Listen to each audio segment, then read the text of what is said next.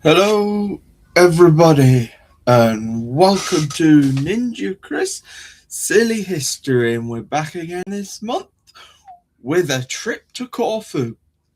Not literally, but I'm gonna go through the history of Corfu. Sorry to disappoint you there, but Corfu has a lot more history than, well, even I am ever thought, because I always thought it was just a holiday destination, but hey ho, there is so much more to it than I could ever dream of. But I hope you guys have all been having a wonderful month, and I thank you for those who are showing up to watch. You're all amazing people, and I'm so glad that you can come along and watch. And those of you who've probably been on holiday to Corfu probably never even considered that Corfu has had a history, that bit that you went under, that little arch that you went under, maybe was French, or you had the old fortress, which I believe is a bit more Venetian, and all of these little things that you probably noticed, but never really actually explored it. So I'm gonna start this with a bit of a look into the prehistoric, ancient era of looking at what Corfu was. Obviously, it wasn't actually named Corfu at that point, it was just an island around that era. Actually, when it first started, it wasn't even actually an island, it was actually all connected into one. So the it was connected to Greece and modern day Albania it is now, but around that area, so it was all connected. It's kind of like us with Britain. We were once connected to the whole of Europe, but then waters rose and then kind of split it all off. And about 8,000 years ago, about 8,000 BC, there was a set of people who came to live on the Corfu Ionian Islands. They called themselves the Sidari, and they were basically your Stone Age hunters people, and they were in the time where we hunted woolly mammoths. So that was must have been an interesting time. But I suppose when you're a sort of hunter gatherer sort of person, you'd hunt anything and you'd eat pretty much anything around that time. But as it as we grew along, we got into more ages and stuff, because obviously we had to introduce people slowly, and we had more cultures coming in. And now you're probably going to find a lot of me talking about Greece and the Romans at a later period as well. But at the moment, we're in the ancient era, or the prehistoric at the moment, because we have to look into the like Mycenaean and Greek eras, which is like 1750 to 1050 BC. That's about the Bronze Age sort of Greece, that is. And the it gets more culture and stuff, and it's all different pots, plates, all that. You get. Then we go into the Greek Dark Ages, which is like 1180 to the 800s, which is basically the start of the ancient Greece. And then, well, we got to 770, 733. Sorry, excuse me. I can speak English. That's when Greece became a massive superpower, because they had the Corinthian colonization. They were Eritreans from Evia, Evia. I don't know how to say that, but either way, the Corinthians made their way across. I think they were basically the first inhabitants of the area, which is great for them to have come across, and they took over the land. But unfortunately, it also led to others coming across and also checking out the island. We had the Persians coming across as well. So they had a naval battle around 665 BC. It was a bit just trying to get, this is my bit, and the people just started spreading around on the mainland as well. But with the Persian area, they wanted to come across and see what was going on, which caused a lot of Greco-Persian wars from 499 to 449 BC. So there was a lot of fighting going on around that time, which you can imagine. And they're coming across from over the Aegean Sea, from where Turkey, the modern Turkey, is now. So come across that sea through there, trying to get themselves in. Then we end up with the Peloponnesian Wars, which really started with the Battle of Sybota in 433 BC, which was basically Corinth versus Corcyra, which is now changed into Corfu, but that's how Corcyra. I'm not fully sure how to pronounce that. It's just what was originally Corfu's name. Thankfully, they changed it. After that, it kind of led to the Peloponnesian War, which is basically the Peloponnesian area, which was like where the Spartans are. It's a little bit that's separated off, because you got the Greek mainland where Athens is, and you've got a little bit that breaks off, which is the Peloponnesian lands, which there was a lot of war going over there, and obviously some coming from the Persian area as well, because they want to get in on there in the action as well, as you do. But it caused a lot of friction, to say the least, around there. And then eventually, when because it started in 431, did the Peloponnesian War. So only a couple of years after that, Battle of Sybota. So, yeah, and then after that, it just started snowballing out of there.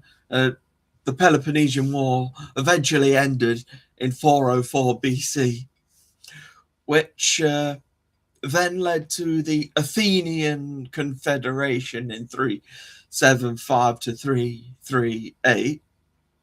So because this Corfu was more of a base of something, it was more of a storage thing. It's where it was in a sandwich, basically. It was your storage cupboard sort of situation. It was where you trained all your army or something like that, or where you found all the goods. If you could get Corfu, you'd be all right with what you got. So after the Athenian Confederation continued, we then started the Kingdom of Macedon, which became quite a big thing, because that started with a conquest. Philip II of Macedon conquered most of coast. It took Corfu, basically. And then his son, who we might know as Alexander III, or as he's popularly known as Alexander the Great, who started tackling over in the Persian lands, and well, he did very well over there. But obviously, he also did some stuff down in there. But eventually, he passed away in 323 BC, which left the Greek lands a bit because he took so much. Alexander the Great had. they went into a bit of chaos because all of them were split up into different satraps and stuff like that. And I think his son Alexander the Fourth was taking the Macedonian satrap to basically hold on to the place. But this was due to the wars of the Diadochi, because you had the Antigonoid dynasty in Turkey, you had the Seleucid Empire, and you had the Ptolemaic dynasty in Egypt. So, and they were all fighting for true power because they didn't really like the idea of being split into four. They all wanted it for themselves. And of course, they had a war which was called the Wars of the Diadochi, because that's what they were basically. The satraps, the Diadochi, and that went on from 322 to 272 BC. So we had a good 40 odd years of battling. Yeah. Oh dear me, it was a lot of fighting back then. But you find that between 300 and 229 BC, it was basically a chaotic time. As you'd probably understand from that, everybody wanted it all. Even Sparta, they had a capture in Sparta. There was a Spartan capture in 273 BC. It was a Spartan adventurer called Cleonimus. He seized the island with a mercenary army. Sparta was no longer a dominant force, because they did win the Peloponnesian War, did the Spartans, but unfortunately they just weren't dominant enough anymore. Is what it is. Then we ended up with the Illyrian Wars after the Battle of Paxos, which was essentially in modern Corfu, which started the First Illyrian War in 229 as well. And a guy called Argon was the Illyrian king. And, well, the war started. But the Romans, this is when the Romans came in. And we'll get to that after. We'll get to the Romans' rescue in 229. That's when they started. Now I need a drink. We've had a bit of fun with the ancient times. Anyway, where are we? Let's go and say hello to everybody. Hey Philly, Anna. Hey Terry, good to see you here. Hey Daniel, this is your topic. I'm glad you managed to make it. Hey Mowley, how you doing?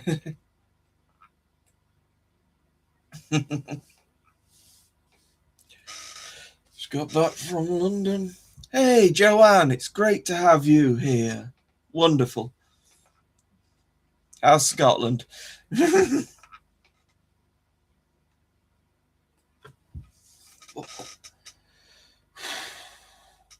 a bit warm around here, isn't it?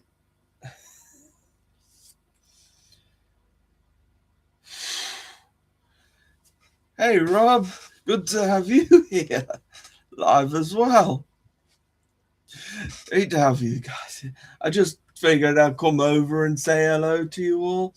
You all deserve a bit of a hello. And I needed a bit of a breather, so yes, the Spartans. Unfortunately, when the Romans took them down, to say the least. Yeah. Anyway, onto the Romans. Obviously, we started with the Roman Republic from the 229 because they kind of saved the situation, and that went all the way through to 27 BC, as we mentioned, with the First Illyrian War, with the Battle of Paxos. They all became an ally of Corfu because, well, Corfu is just in between there and Greece. So it was perfect for the Romans to basically just set up military camps and stuff. So that's why the Romans were so interested in having Corfu at that particular moment in time, because they needed somewhere to put their military people. So when they attacked for the Illyrian Wars, they were already fairly close by. They only had to travel a bit over the ocean just to get there, and they'd be fine after that. Which led to a lot of battles. Of course, we had the Macedonian Wars, and it was the fourth war when they actually got to take over mainland Greece as well. So that was the fun of them taking over Macedonia and Athens and all that. They did the Battle of Corinth as well, which finished it off for the Romans in 146, and it was all amazing fun. But you've got to love the Romans though. They did so much.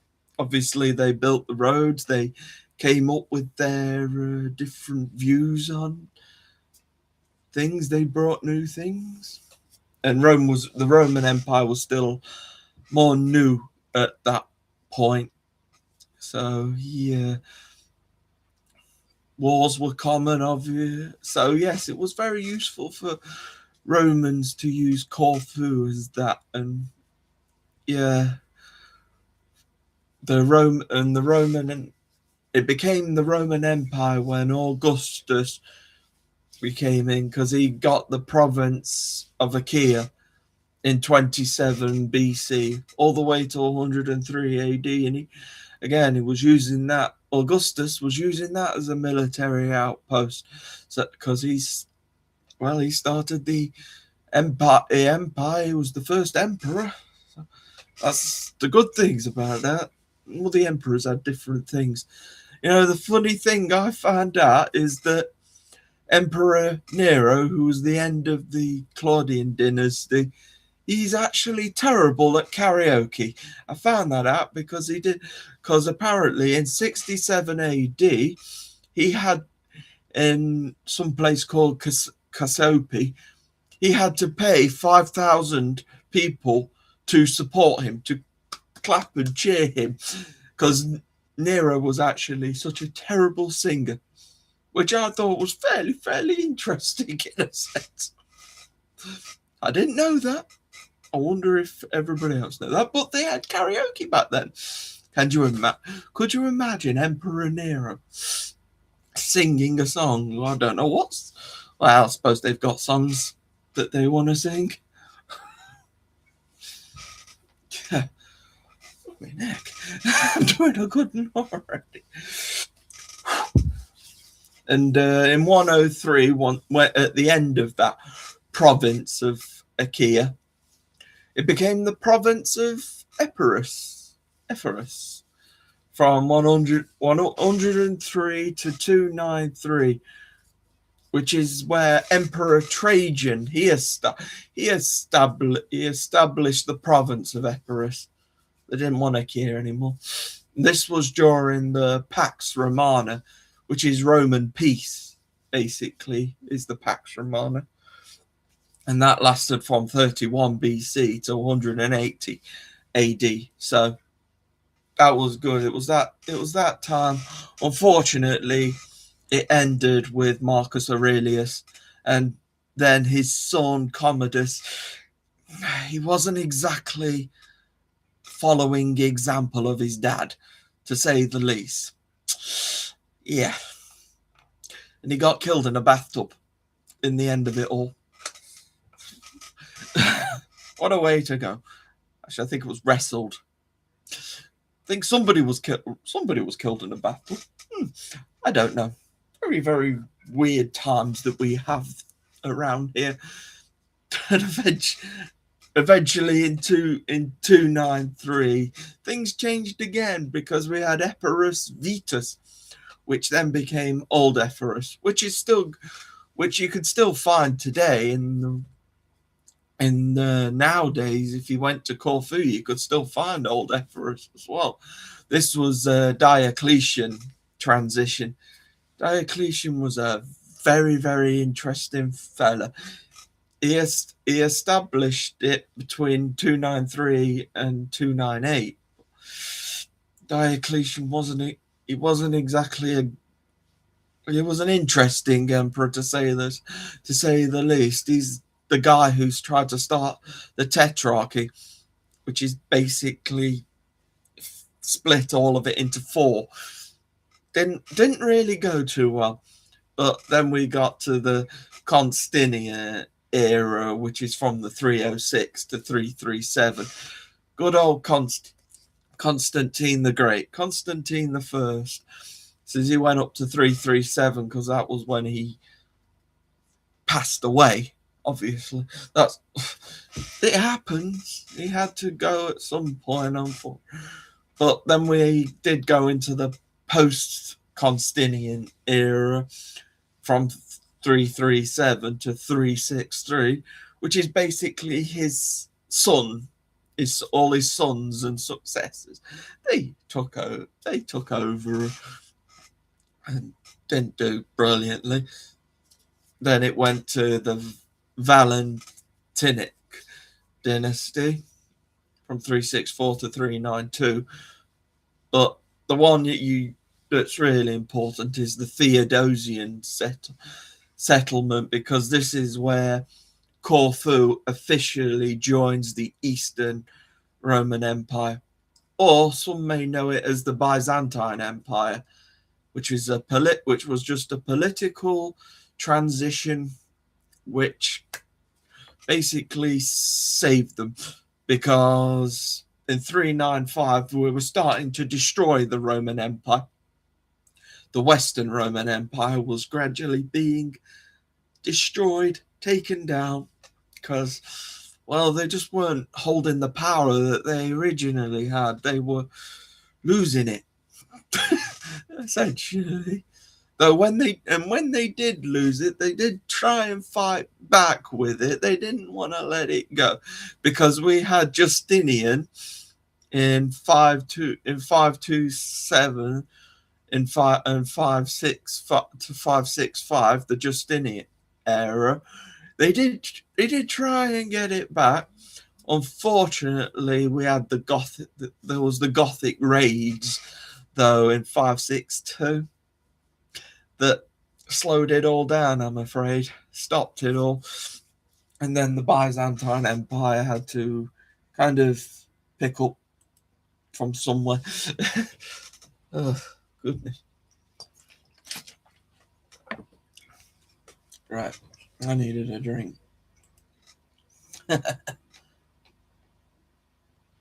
Sorry, you're enjoying so far. Nice sponge information.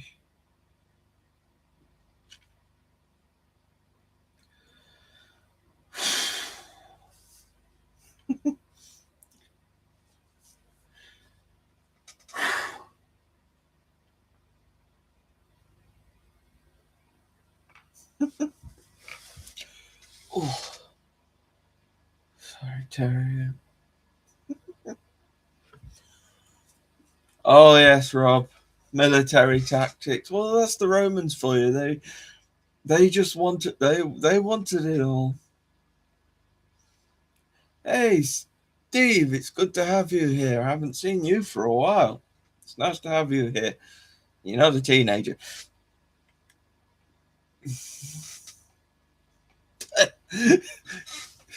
Yes, Commodus was actually, Rob, Commodus wasn't actually that bad at the start.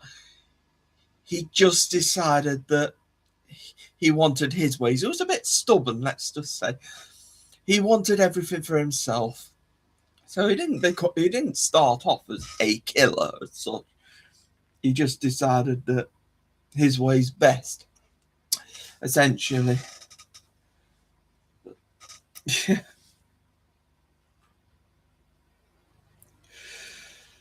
I hope you've all been having a good day anyway. You've been enjoying the chaotic weather, so to speak.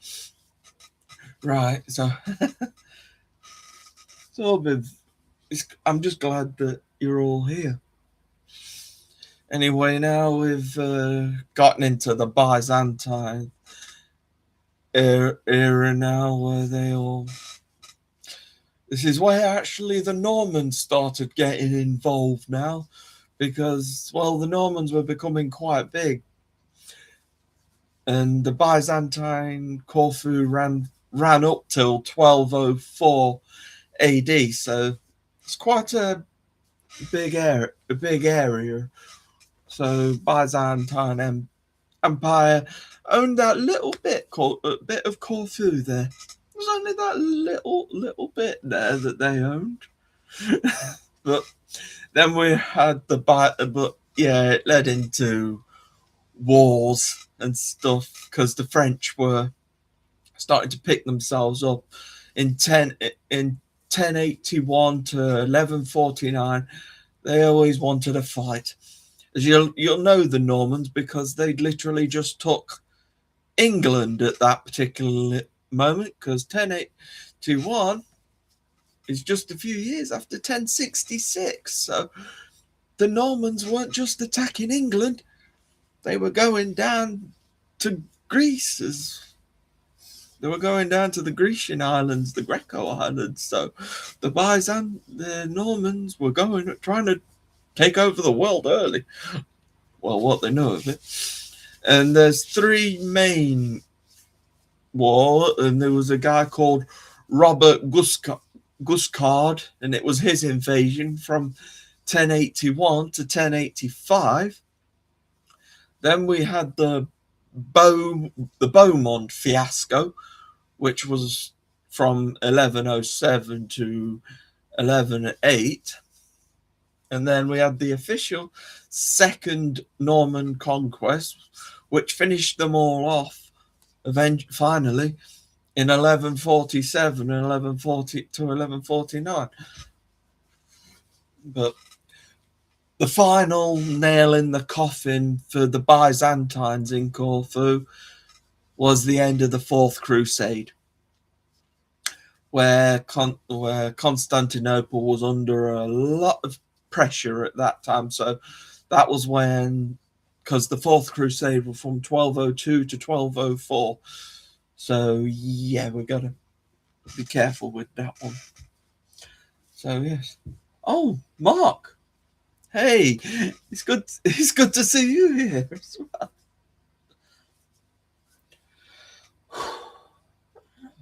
I haven't even turned the heating. Oh, just so you know, Daniel and Mark are both cousins. Just so you know, just to keep people understand why they're so pally with each other. They are family. Was it the? I don't know where. If you know the James Bond film. Yeah, I think it was. Or was it For Your Eyes Only? I read about it earlier. Darn it. I knew they said it was a James Bond one, but I never. That's going to do my head in, that is now. I'm going to want to get it. I think Joanne may be right, but I'll be honest, I'm not too sure now.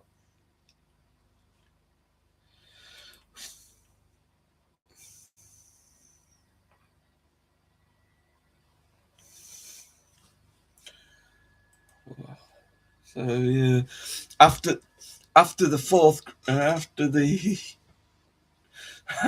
fourth, go what?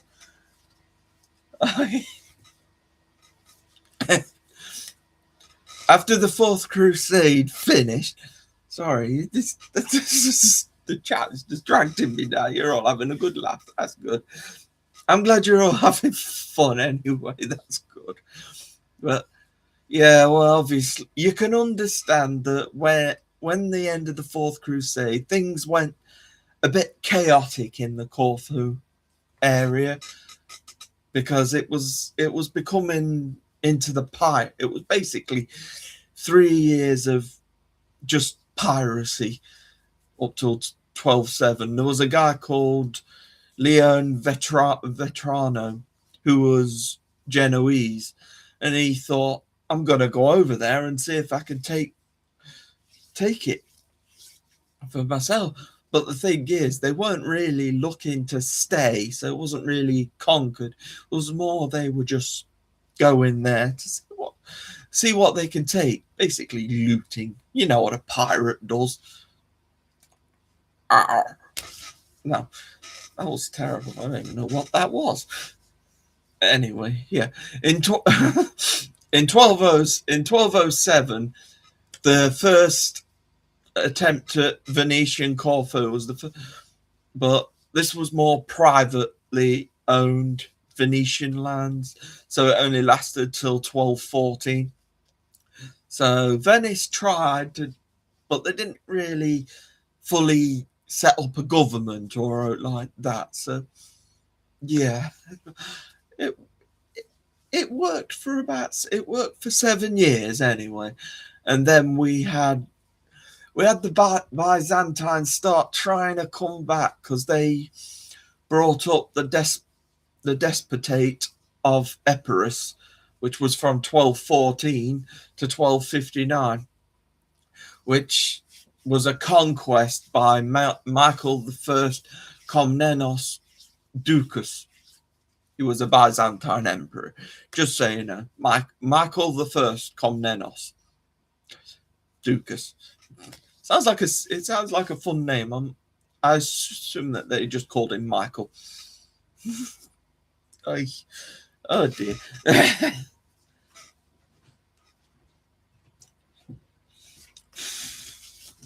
Yeah. So yeah, after that they Michael managed to hold on to that till 1259, but then the Sicilians came over from 1259 to 1267 with King Manfred of Sicily. He decided he wanted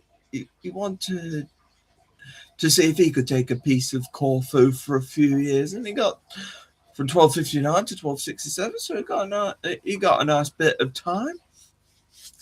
But then French Angevin Kingdom, the Angevin Kingdom of Naples, decided they wanted to have a piece of the action after Sicily ruled. So the Angevin Kingdom of Naples started in 1267 and went all the way through till 1386.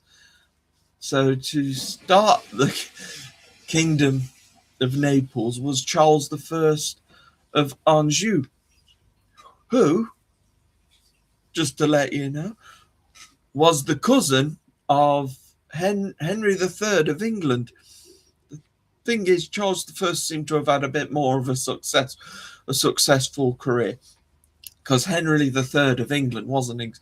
He was on the throne from 1216 to 1272, but he spent most of it trying to fix what King John had screwed up, essentially.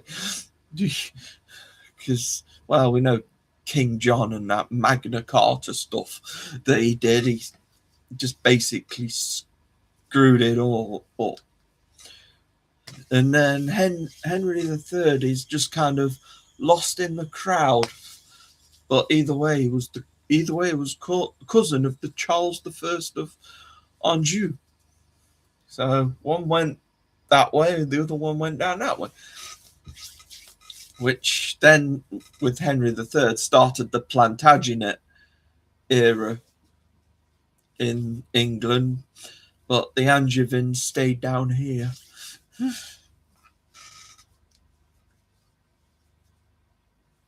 Dude, I'm a Sicilian. Oh, thank you, Steve.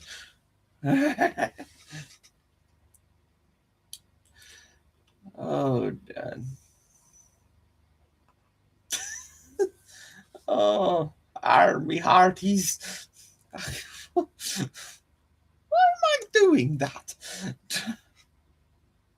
Oh, I can't remember Bond films much anymore. See, Daniel. See, I grew up with the suaveness of Pierce Brosnan, so love them, though we're probs a tad daft at times, defo a Roger Moore fan, but fully rated Daniel Craig as Bond, to be fair. Shirley Bassett and Top. Hang on, I think I'm getting cross talk conversations here because we were talking about Shirley Bassey and Bond. Interesting. You need to watch the Durrells. The Durrells is on Prime. I ain't got a clue what that is, to be fair. But anyway, you got it. And anyway, after the Hanshaving Kingdom, we finally get to the Venetian Corfu, which is the main one now, which is the second Venetian Corfu, which went on for over 411 years, to be exact, from 1386 to 1797. And the thing is, Corfu were happy. They voluntarily gave their land to Venice. There was no fight, nothing. It was just because the Venetian army was just so blooming awesome. They had such power. They knew how to sail the seas. So they were like I'm going to go side with them. I'll surrender my little island to them as long as they keep protecting us from, because the Ottoman Empire during that time, they were very, very active during that with their Ottoman Venetian wars. And they tried a siege on Corfu 3 times, for 1537 and 1571, and then 1716, which was the end of all that. But that was the big. 1716 was the big one. Was Count Schulberg was the main man who saved him, and apparently he was a big man who they had to carry around in a reinforced wicker chair. But he was good at what he did. It sounds he was good and managed to fight off the blooming Ottomans. That's the thing with Corfu. Ottomans never managed to conquer Corfu. The rest of Greece, all conquered by the Ottomans. All of mainland Greece conquered. Ottomans took it. But because Corfu were very prudent, a bit shrewd, by taking on Venice, by having Venice as their allies, with such a strong army, strong enough to keep off the Ottoman sultans. So it's who you decided to side with. You could be a tiny speck, but if you've got a big army working with you, you're untouchable, to say the least. Hey Daniel, don't worry about it. We'll get into many conversations around here.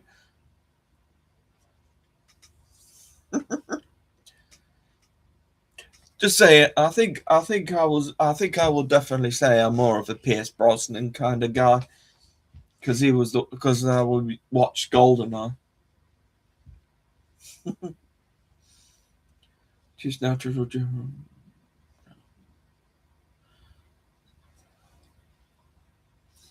Lawrence Rowe wrote a volume about Corfu, Prospero's Cell, a guide to landscape and manners inside the island of Corfu. Yeah. Quite a story.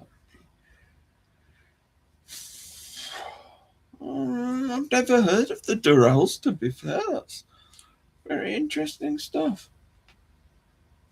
Have I given up eating Cadbury's chocolate? I can't find them. To be fair, I haven't really found any of them. I haven't really been looking for them.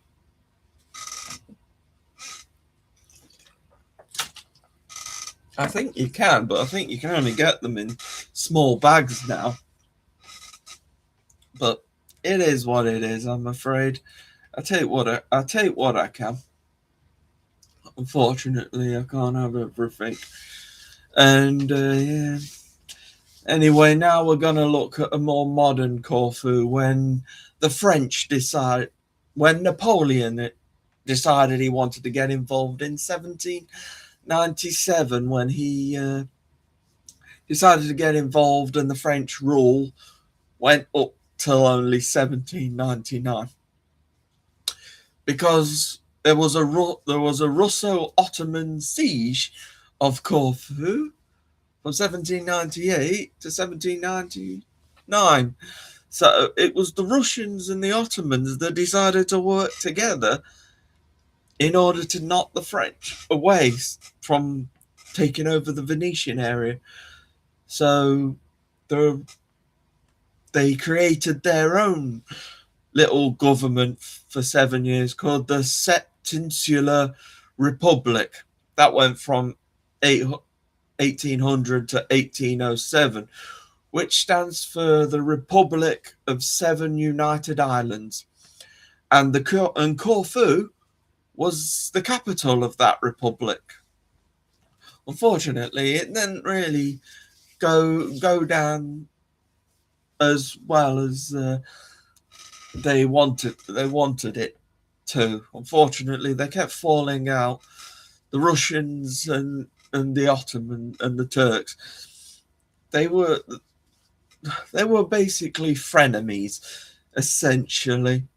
They didn't really like each other, but they didn't like the French more, essentially.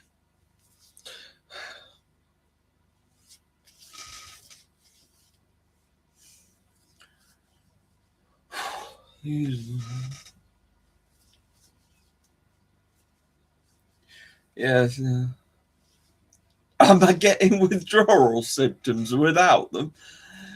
Yeah, I wouldn't say that. A box of orange ones from Christmas. You're waiting to see some Easter candies on Netflix. I don't know. Oh, you're always ordering sweets, aren't you, Anna? Philly. I don't know. Cadbury's chocolate still tastes all right to me, but yeah. Yeah, I have something interesting on Prince Philip. Apparently, Prince Philip was born on a kitchen dining room table in 1921 because the bed wasn't ready for him. So they had to give birth on a dining room table. Well, you gotta take whatever you can, I suppose. Why not? Well, the baby was coming. I suppose you've got to do it wherever you need.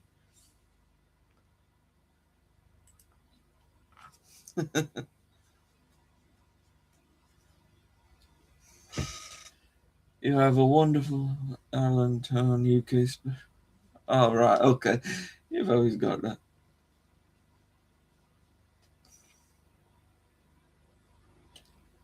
Cadbury made in the US is yucky in comparison to chocolate. Ah, thank you. Oh, wow. I love me chocolate.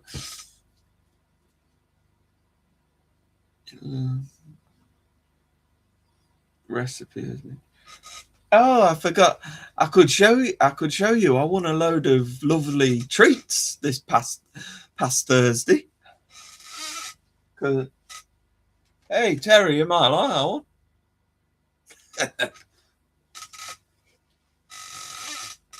I got a box of celebrations as well.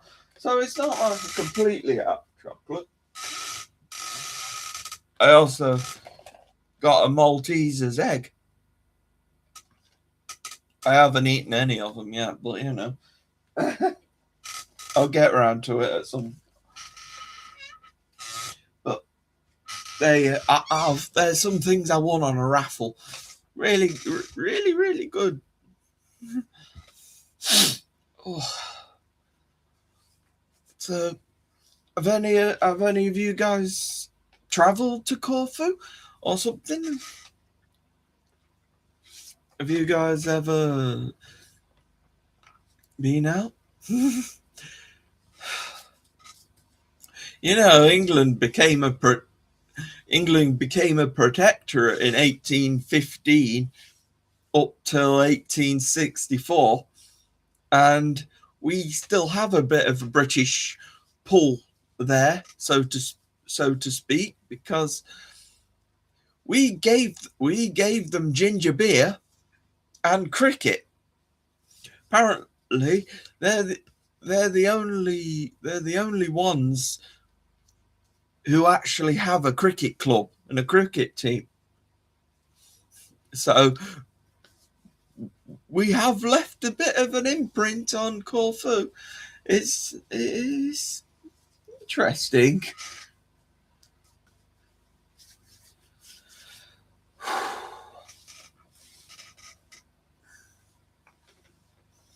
You have never travelled to Greece or any of the Greek, although you love their history. Maldives, seen the Isle of Wight. Yes, you've been to the Isle of Wight. I was gonna say that's yeah, okay, got you now.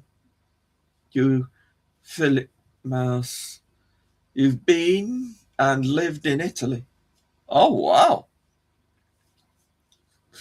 wow, okay. Roman Anna, here we have. Joanne, never been to Greece or the Isle of Wight. Don't worry about it. That's fine. So, yeah, we've had some impact, so that's as good at least.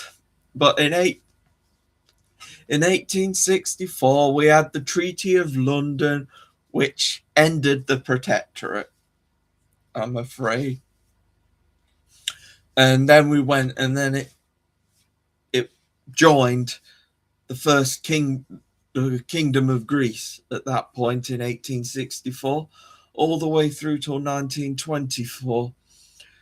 It was George the First of Greece who took over.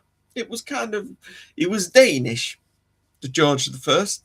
He was Danish and he couldn't speak any Greek. What is it with George the First who can't speak the language? I mean, our George the First, he was German, couldn't speak English, but he was our English monarch. What is he? And as I was mentioning about Venice earlier, apparently Venice became part of Italy in 1866, just as a random side fact there. It was because of the Austro-Prussian War that Venice decided to go for Italy as well, because it's steered itself away from Greece. So that was good. We got World War One, and most wars actually they seem to be using it as some sort of naval base. It was in World War One. It was also kind of refuge for the the Serbian army. So yeah, it was an interesting time. And yeah, we mentioned about Prince Philip being born on the dining room table in 1921.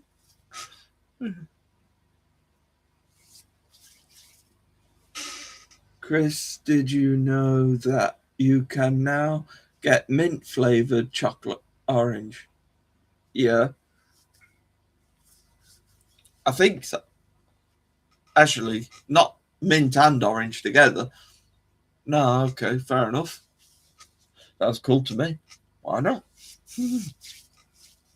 Oh, and I'll just go there. And the reason why they had the kingdom ended in 1924 was because of the Corfu incident, because Benito Mussolini was just coming into power and he wanted to show his worth by roughing up little Corfu. He only occupied Corfu for 27 days, but well done, mate. You got it. You did it.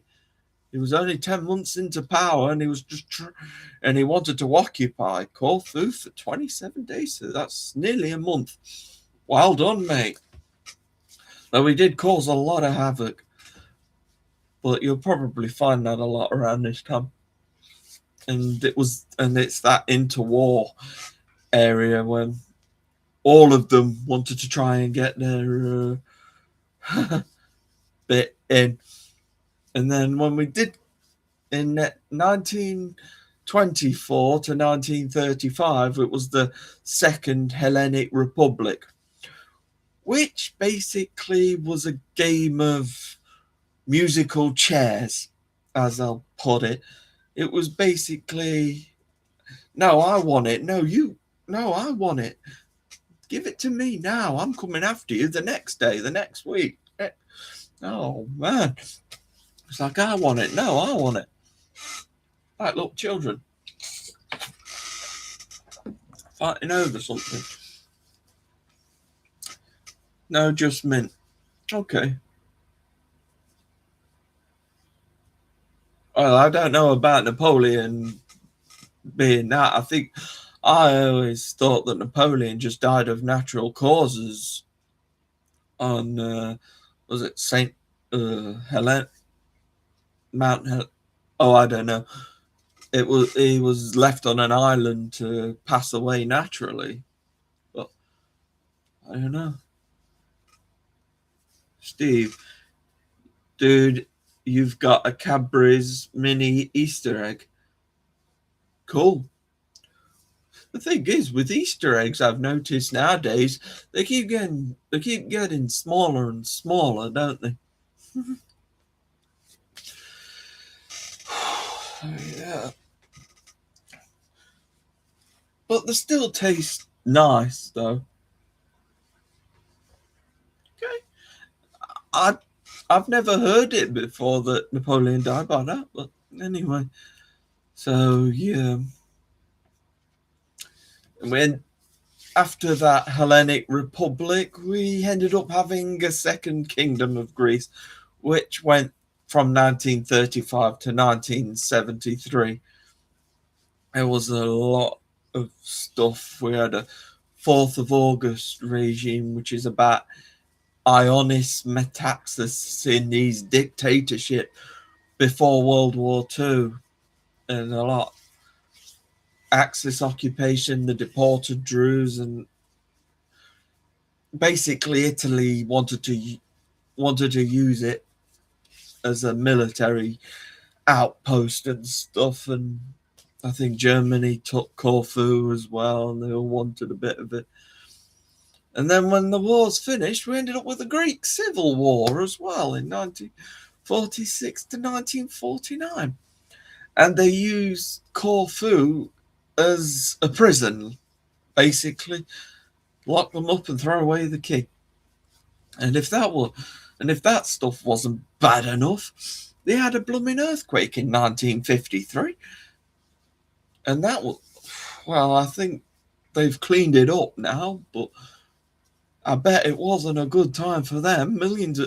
A few thousand people were killed. So, yeah.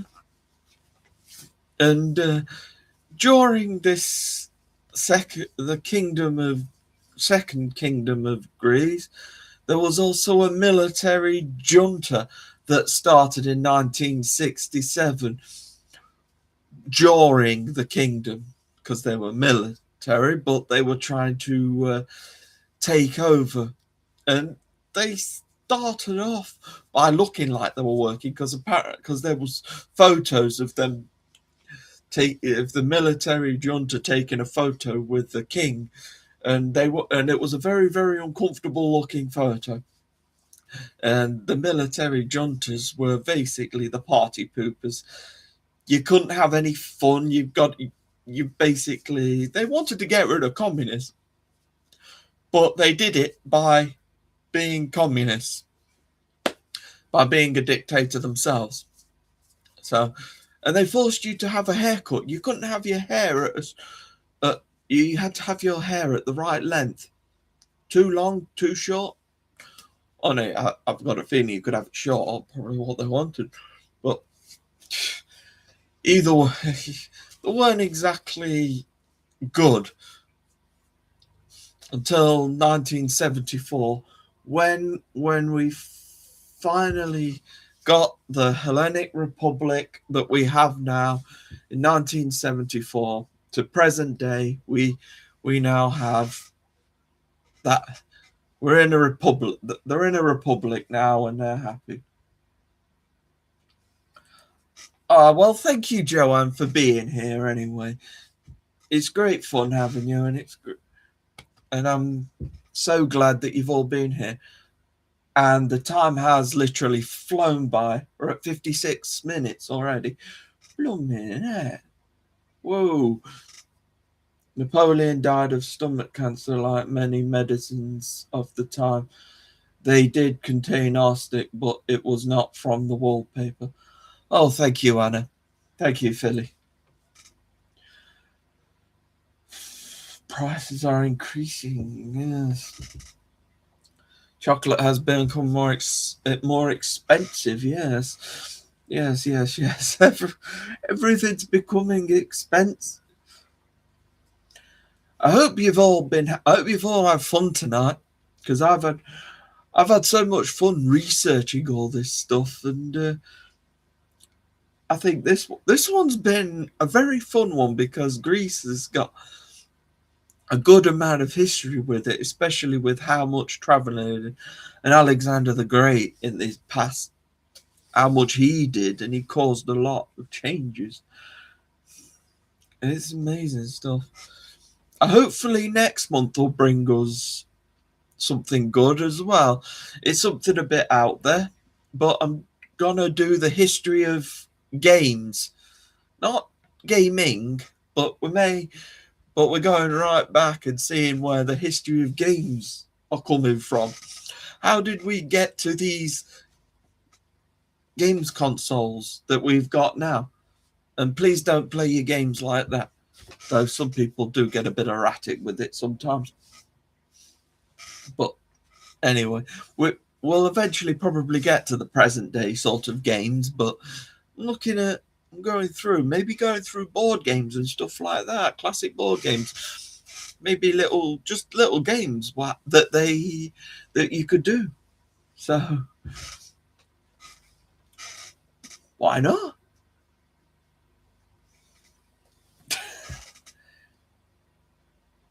Yeah, exactly. Everybody had to keep themselves occupied with games and stuff. So yeah, I figure why not? Let's see if I can make a topic of it. Because we'll see if you've played the games as well. Maybe you've played a lot of games. I mean, it could be as simple as saying, "Oh, we'll just play tag." Some sort of things. Used to play. Well, sort of played that at school. I wasn't really a great runner. But anyways, these sort of things that you do. Most of the earlier games were ones of skill and cunning. Aren't they all down to skill and cunning? I don't know. Suppose the thing is, we've still got a lot of competitive nature inside of us, so it could be anything really. But anyway, I'm absolutely shattered now. Anyway, I'm just glad you've all been here, and I'm glad I've all managed to get my information out to you, because it's been a hard month researching, and I hope Daniel, Mr. Simnett over there, he's enjoyed the information as well. Because the reason why I did this topic was because he was on holiday in Corfu last year, and I thought, yeah, let's do the topic, and he suggested that I did it as well. So I hope it's been quality enough for him. Hopefully he's learned something. Yes. Good night, Grace. Now I will see everybody on next time. Yeah, good night. Yep. Chris, good night. Good night, everybody. You're all wonderful people. Please tip your waitresses. Sorry, I don't know why I did that. Anyway, goodbye. See ya.